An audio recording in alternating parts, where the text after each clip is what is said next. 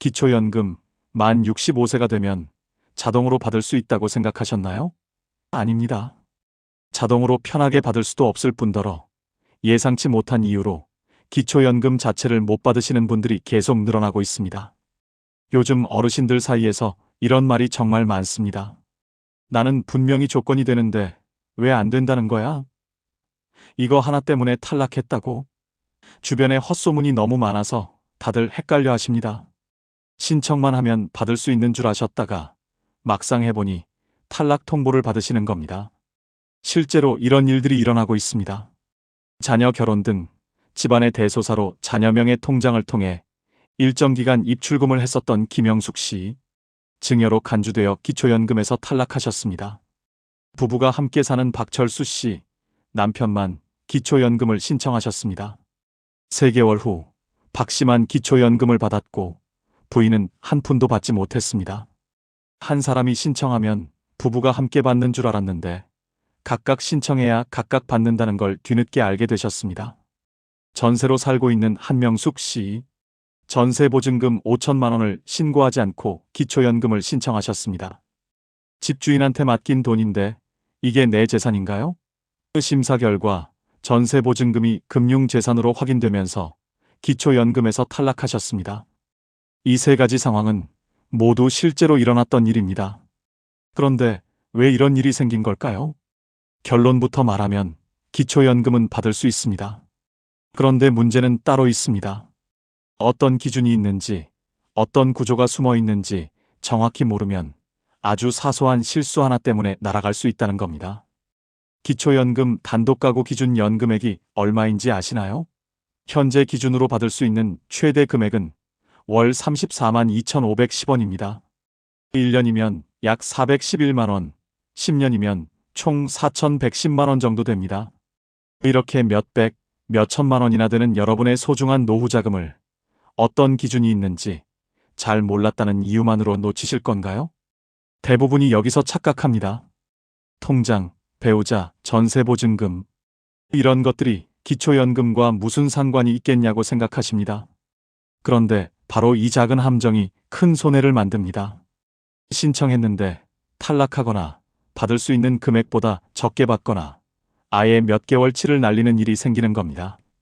오늘 이 영상에서는 기초연금을 어떻게 해야 제대로 받을 수 있는지, 그 손해를 피하려면 어떤 기준을 확인해야 하는지 순서대로 정리해드립니다. 이번 영상 끝까지 보시면 기초연금 신청 과정에서 손해보지 않으실 수 있습니다. 이번 주제가 마음에 드신다면 지금 구독과 좋아요를 눌러주세요. 나이드는 멋의 유익한 정보를 빠르게 받아보실 수 있습니다. 그리고 댓글로도 꼭 참여해주세요. 다음 영상을 만들기 위해 여러분의 의견이 꼭 필요합니다. 댓글에 숫자로만 남겨주시면 됩니다. 1번. 기초연금 제도 이제 안 챙겨봐도 된다. 전반적으로 잘 알고 있다. 2번. 기초연금 제도 아직 헷갈리고 잘 모르겠다. 조금 더 자세히 알고 싶다. 여러분의 의견을 취합하여 다음 영상 제작 방향을 결정하겠습니다. 그럼 빠르게 시작하겠습니다. 중간에 끊으면 여러분의 소중한 돈을 지킬 방법을 놓치게 되니 끝까지 집중해주세요. 기초연금은 만 65세가 되면 자동으로 나오는 게 아닙니다. 반드시 신청을 해야 받을 수 있습니다. 신청하지 않으면 받을 자격이 있어도 한 푼도 받을 수 없습니다. 그래서 많은 분들이 65세 되면 자동으로 통장에 들어오겠지라고 생각하고 계시다가 몇 개월 지나서야 신청해야 한다는 걸 알게 되는 경우가 많습니다.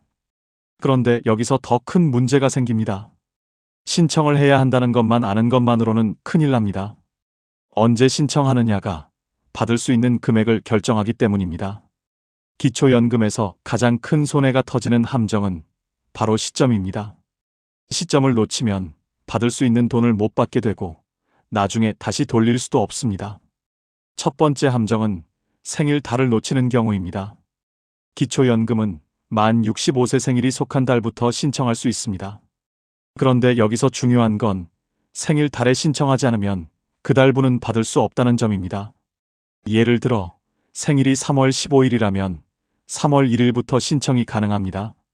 그런데 3월을 놓치고 5월에 신청하면 3월과 4월분은 소급해서 받을 수 없습니다. 5월부터만 받게 됩니다. 2개월치를 그냥 날리는 겁니다. 이게 단순히 2개월로 끝나는 게 아닙니다.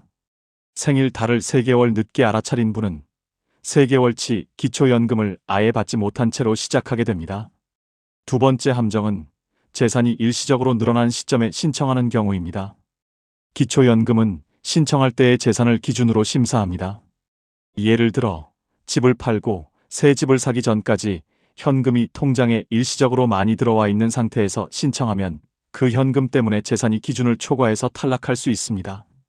집을 산 뒤에 신청했으면 통과했을 상황인데 타이밍을 잘못 잡아서 탈락하는 겁니다.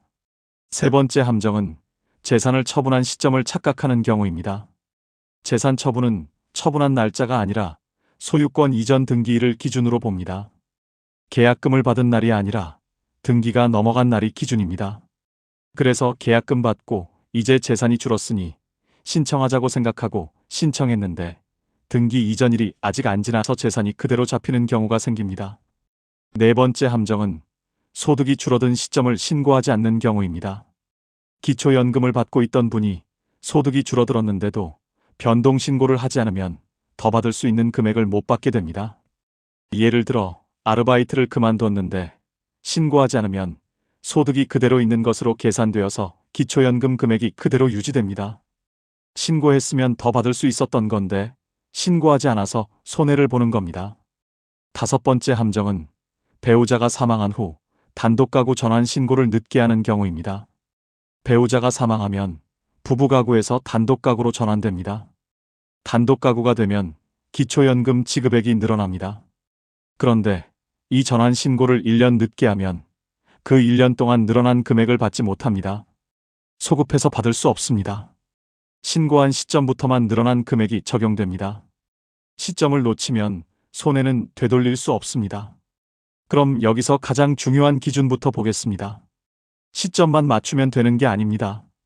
기준 숫자를 정확히 알아야 합니다. 기초연금을 받을 수 있는지 없는지를 판단하려면 기준 숫자도 정확히 알아야 합니다.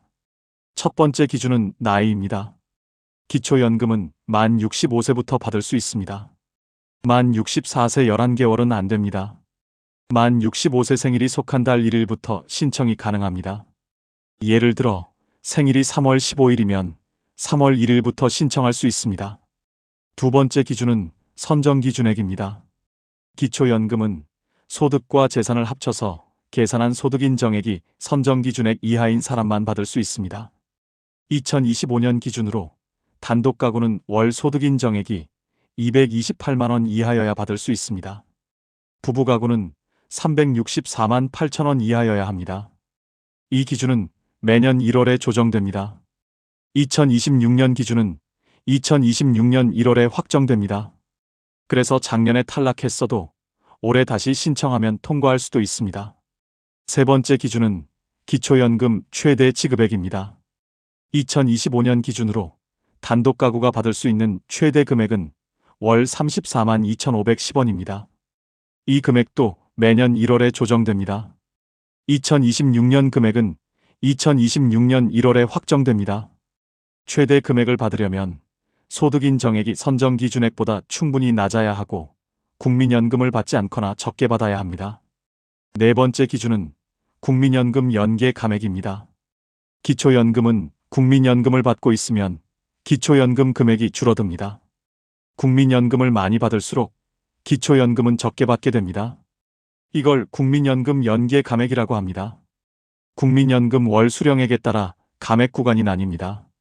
예를 들어 국민연금을 월 50만 원 받고 있다면 기초연금은 최대 금액을 받을 수 없고 감액된 금액만 받게 됩니다.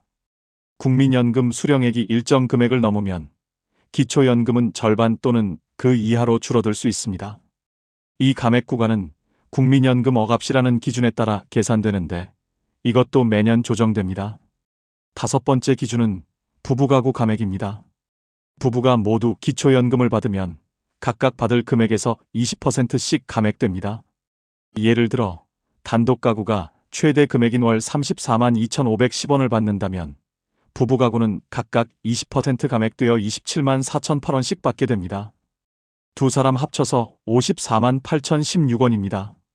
단독 가구 2명이 각각 받으면 68만 5,020원인데 부부가구로 받으면 54만 8,016원입니다. 약 13만 7천원 차이가 납니다. 소득인정액이 선정 기준액을 1원이라도 넘으면 기초연금은 한 푼도 받을 수 없습니다. 여기까지 들으시면 감으로 판단하면 안 된다는 건 느끼셨을 겁니다. 그런데 많은 분들이 이 기준을 보고도 착각하십니다. 소득인정액을 계산할 때 소득만 보는 게 아니라 재산도 봅니다. 그런데 많은 분들이 재산 계산에서 착각하십니다. 첫 번째 착각은 집 한 채 있으면 무조건 탈락한다는 생각입니다.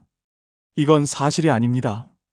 집이 한 채 있어도 기초연금을 받을 수 있습니다. 기초연금은 재산이 있는지 없는지만 보는 게 아니라 재산을 소득으로 환산해서 계산합니다. 집 한 채의 가격이 얼마인지, 그 집에서 거주용 재산 공제를 얼마나 받을 수 있는지에 따라 달라집니다. 예를 들어 시가 2억 원짜리 아파트에 사시는 분이라면 거주용 재산 공제를 받고 나면 소득인정액이 선정기준액 이하로 떨어질 수 있습니다. 그래서 집이 있어도 기초연금을 받으시는 분들이 많습니다. 두 번째 착각은 재산이 많아도 소득이 없으면 받을 수 있다는 생각입니다. 이것도 사실이 아닙니다. 기초연금은 재산을 소득으로 환산합니다. 재산이 많으면 그 재산을 소득으로 계산해서 소득인정액에 포함시킵니다. 예를 들어 월급은 없지만 집이 여러 채 있거나 예금이 많으면 그 재산이 소득으로 환산되어서 소득인정액이 높아집니다. 그래서 소득이 없어도 재산이 많으면 탈락할 수 있습니다. 세 번째 착각은 은행 예금은 재산에 포함 안 된다는 생각입니다. 이것도 틀렸습니다. 은행 예금은 금융재산으로 분류되어서 재산에 포함됩니다. 예금, 적금, 펀드, 주식, 채권 모두 금융재산입니다.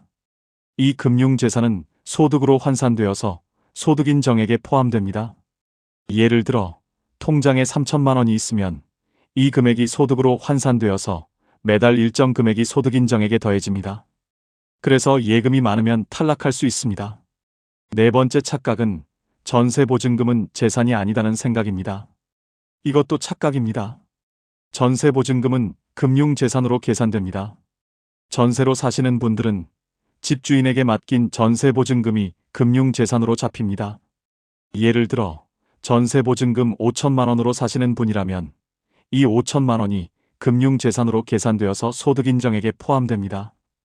전세보증금이 많으면 그만큼 소득인정액이 높아져서 탈락할 수 있습니다.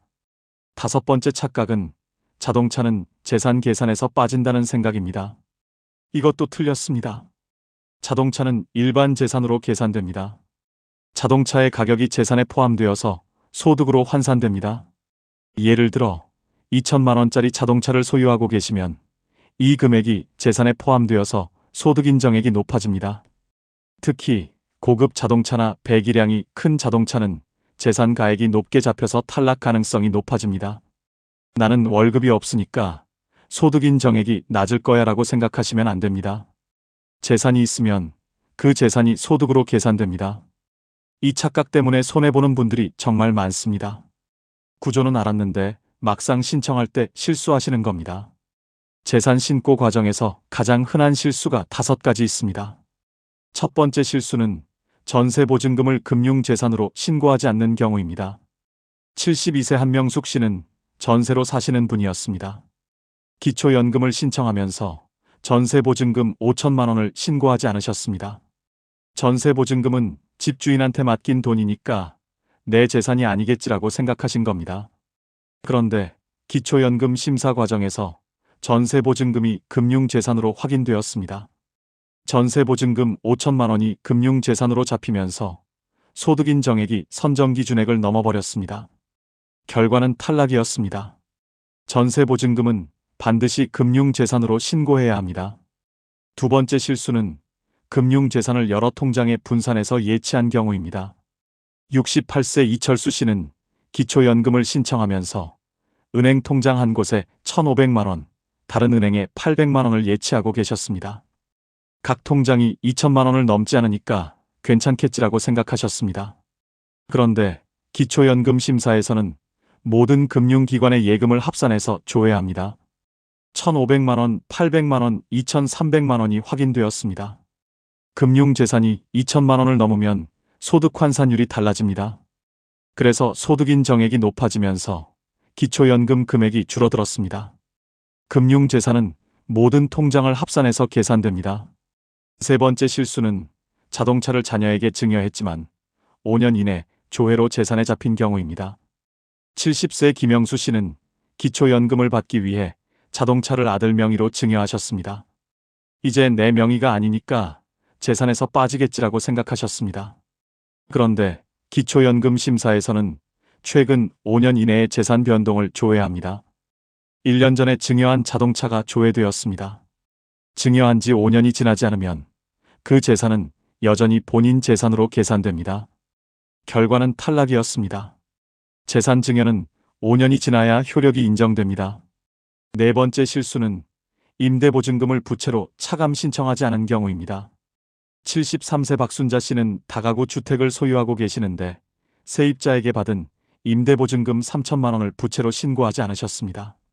임대보증금은 나중에 돌려줄 돈이니까 내 재산이 아니겠지라고 생각하셨습니다.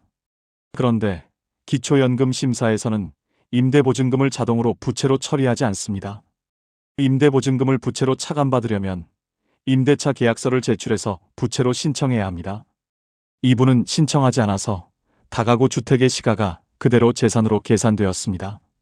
재산이 많게 잡히면서 탈락했습니다. 임대보증금은 반드시 부채로 신청해야 차감됩니다. 다섯 번째 실수는 자녀명의 통장을 관리하다가 증여로 잡힌 경우입니다. 67세 정미숙 씨는 아들 명의 통장에 돈을 관리하고 계셨습니다. 아들 명이니까 내 재산이 아니겠지라고 생각하셨습니다. 그런데 기초연금 심사 과정에서 금융거래 내역이 조회되면서 이 통장에 본인이 입출금을 반복한 사실이 확인되었습니다.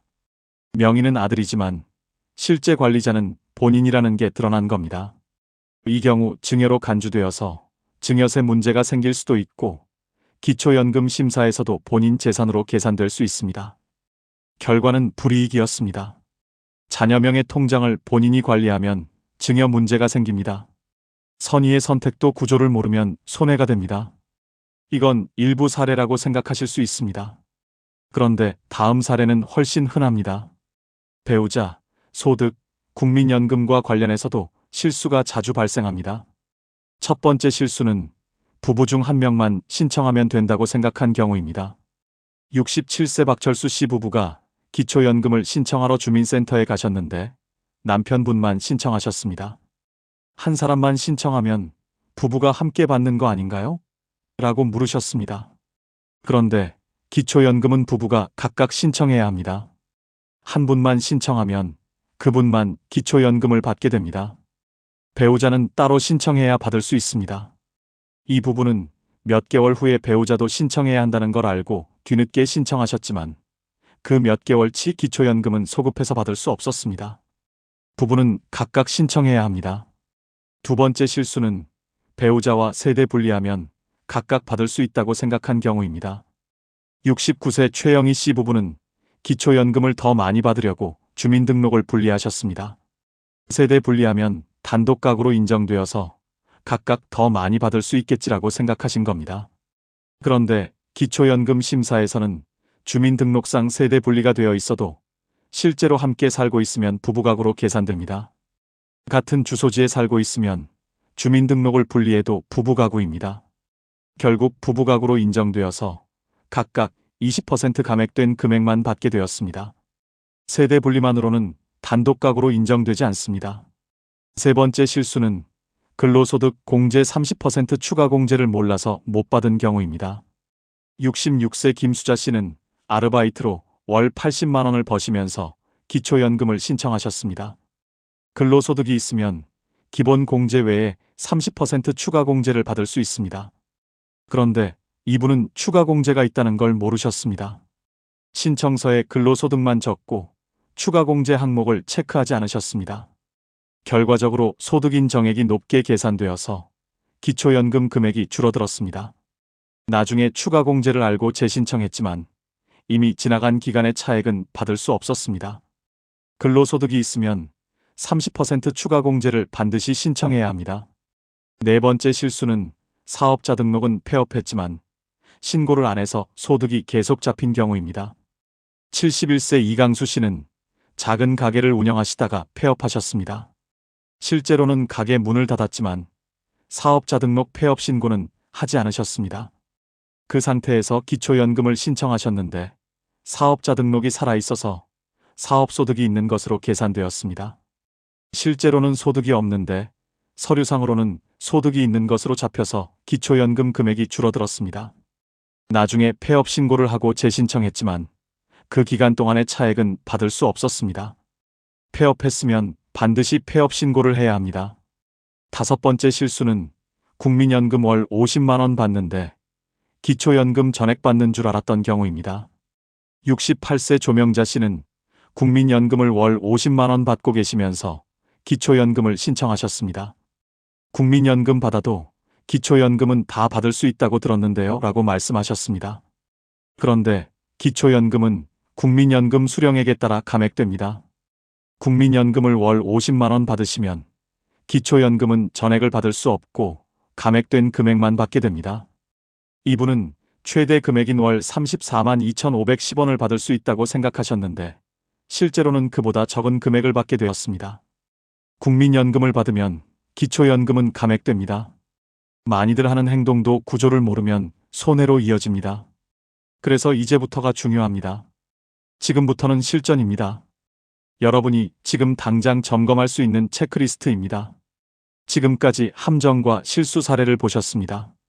그렇다면 지금 당장 무엇을 확인해야 할까요? 지금부터 말씀드릴 9가지 중 하나만 빠뜨려도 신청 과정에서 실수가 생길 수 있습니다. 하나씩 점검하시면 됩니다. 첫 번째, 만 65세 생일이 속한 달을 확인하세요. 생일이 3월 15일이면 3월 1일부터 신청할 수 있습니다. 생일 달을 달력에 표시해 두시고 그 달 1일에 바로 신청하세요. 한 달만 늦어도 그 달분은 받을 수 없습니다. 두 번째, 가까운 주민센터를 확인하세요. 기초연금은 주민센터 면동행정복지센터에서 신청합니다. 집 근처 주민센터 위치와 전화번호를 미리 확인해 두세요. 방문 예약이 가능한지도 물어보세요. 예약하고 가시면 대기 시간을 줄일 수 있습니다. 세 번째, 필요한 서류를 준비하세요. 신분증은 필수입니다. 통장사본도 준비하세요. 기초연금을 받을 통장입니다. 배우자가 계시면 배우자 신분증도 함께 준비하세요. 부부가 함께 신청할 경우 두 분 모두의 신분증이 필요합니다. 네 번째, 본인과 배우자의 소득 재산 목록을 미리 정리하세요. 집이 있으면 집 주소와 시가를 적으세요. 예금이 있으면 은행 이름과 금액을 적으세요. 전세로 사시면 전세보증금 금액을 적으세요. 자동차가 있으면 차종과 연식을 적으세요. 월급이나 연금이 있으면 월 소득 금액을 적으세요. 이 목록을 가지고 가시면 신청서 작성이 빠릅니다. 다섯 번째, 금융재산조회 동의서를 작성할 준비를 하세요. 기초연금 신청 시 금융재산조회에 동의해야 합니다. 본인과 배우자의 모든 은행 계좌가 조회됩니다. 동의하지 않으면 신청이 진행되지 않습니다. 여섯 번째, 신청 전에 온라인 모의 계산을 해보세요. 복지로 사이트에 접속하세요. 기초연금 모의 계산 메뉴를 선택하세요. 본인의 소득과 재산을 입력하면 예상 수급액이 나옵니다. 이 금액이 0원이면 탈락 가능성이 높습니다. 금액이 나오면 신청할 가치가 있습니다. 일곱 번째, 복지로 사이트에서 예상 수급액을 시뮬레이션 하세요. 모의 계산을 할 때 여러 가지 경우를 입력해 보세요. 예를 들어 금융재산을 2,500만 원으로 입력했을 때와 2,000만 원으로 입력했을 때 금액이 어떻게 달라지는지 확인하세요. 자동차를 처분하면 금액이 얼마나 늘어나는지도 확인할 수 있습니다. 여덟 번째, 금융재산이 2,000만 원을 초과하는지 정확히 계산하세요. 모든 은행의 예금, 적금, 펀드, 주식을 합산하세요. 전세보증금도 포함하세요. 합계가 2,000만 원을 넘으면 소득 환산율이 달라집니다. 2,000만 원 근처라면 일부를 인출하거나 정리하는 것도 고려해 보세요. 아홉 번째, 부부 동시 신청 여부를 결정하세요. 배우자가 계시면 두 분 모두 신청하세요. 한 분만 신청하면 한 분만 받습니다. 두 분 모두 신청하면 각각 20% 감액되지만 합산 금액은 더 많습니다. 반드시 함께 신청하세요. 이 9가지를 점검하지 않으면 신청 과정에서 계속 손해를 볼 수 있습니다. 이제 마지막입니다. 어렵지 않습니다. 오늘 집에 가시면 이것부터 하시면 됩니다. 기초연금 신청을 준비하시면서 함께 확인해야 할 제도들이 있습니다. 기초연금만 받고 끝나는 게 아니라 다른 혜택도 함께 챙기셔야 합니다. 1단계, 만 65세 생일이 속한 달에 즉시 신청하세요. 이건 다시 한번 강조드립니다. 기초연금은 생일 달 1일부터 신청할 수 있습니다. 한 달만 늦어도 그 달분은 받을 수 없습니다. 달력에 표시해 두시고 생일 달이 되면 바로 주민센터에 방문하세요. 2단계, 국민연금을 확인하세요. 국민연금을 받고 계시면 기초연금과 연계되어 감액됩니다. 국민연금 수령액이 얼마인지 확인하세요. 국민연금공단 앱이나 홈페이지에서 조회할 수 있습니다. 국민연금을 아직 신청하지 않으셨다면 기초연금과 함께 신청 시점을 고려하세요. 국민연금을 조기 수령하면 기초연금 감액폭이 커질 수 있으니 신중하게 결정하셔야 합니다. 3단계, 건강보험료 경감 신청을 확인하세요. 기초연금을 받으시면 건강보험료 경감 대상이 될 수 있습니다. 만 65세 이상 저소득층은 건강보험료를 감면받을 수 있습니다. 주민센터에서 기초연금 신청할 때 건강보험료 경감도 함께 신청할 수 있는지 물어보세요. 경감 대상이면 매달 건강보험료가 줄어듭니다. 4단계, 노인 일자리 사업을 확인하세요. 만 65세 이상이면 노인 일자리 사업에 신청할 수 있습니다. 공익활동, 사회서비스형, 시장형 일자리 등 여러 유형이 있습니다. 기초연금을 받으면서 노인 일자리 사업에 참여하면 추가 소득을 얻을 수 있습니다. 단, 노인 일자리 사업 소득도 소득인 정액에 포함되니 기초연금 수급액에 영향을 줄 수 있습니다. 주민센터나 노인복지관에서 노인 일자리 사업 안내를 받아보세요. 5단계, 주거급여 신청을 확인하세요. 기초연금을 받으시는 분 중에서 소득인 정액이 일정 기준 이하면 주거급여도 받을 수 있습니다. 주거급여는 월세나 주거 유지비를 지원하는 제도입니다. 전세나 월세로 사시는 분들은 주거급여 대상인지 확인해 보세요. 주민센터에서 기초연금 신청할 때 주거급여도 함께 신청할 수 있는지 물어보세요. 만 65세 생일 달에 주민센터 방문하실 때 이 4가지를 메모해 가세요. 기초연금 신청하러 왔는데 국민연금 연계 확인하고 건강보험료 경감되는지 보고 노인 일자리 사업 안내받고 주거급여 대상인지 확인하고 싶습니다. 이렇게 말씀하시면 담당자가 한 번에 안내해 드립니다. 기초연금 하나만 받고 끝내지 마시고 받을 수 있는 혜택은 모두 챙기세요. 오늘 내용 정리하면 이렇습니다. 첫 번째, 기초연금은 생일달 1일부터 신청 가능하고 한 달만 늦어도 그 달분은 소급 불가입니다. 두 번째, 소득인 정액이 선정 기준액을 1원이라도 넘으면 한 푼도 받을 수 없습니다. 세 번째, 전세보증금, 금융재산, 자동차, 배우자 신청 누락, 이 4가지가 가장 흔한 실수입니다. 오늘은 복지로 사이트에 접속해서 기초연금 모의 계산부터 하시면 됩니다. 5분이면 가능합니다. 본인의 소득과 재산을 입력하고 예상 수급액을 확인하세요. 이 금액이 0원이면 탈락 가능성이 높고 금액이 나오면 신청할 가치가 있습니다. 오늘 내용은 한 번으로 끝나는 정보가 아닙니다. 앞으로 비슷한 제도를 볼 때도 이 기준으로 판단하시면 됩니다. 신청 시점, 소득인 정액 기준, 재산 계산 방식, 배우자 신청 여부, 이 4가지만 기억하시면 다른 복지 제도를 신청할 때도 실수를 줄일 수 있습니다. 지금까지 아이드는 멋이었습니다. 다음에도 헷갈리지 않게 기준부터 정리해드리겠습니다. 구독과 좋아요, 그리고 댓글로 함께 해주세요. 감사합니다.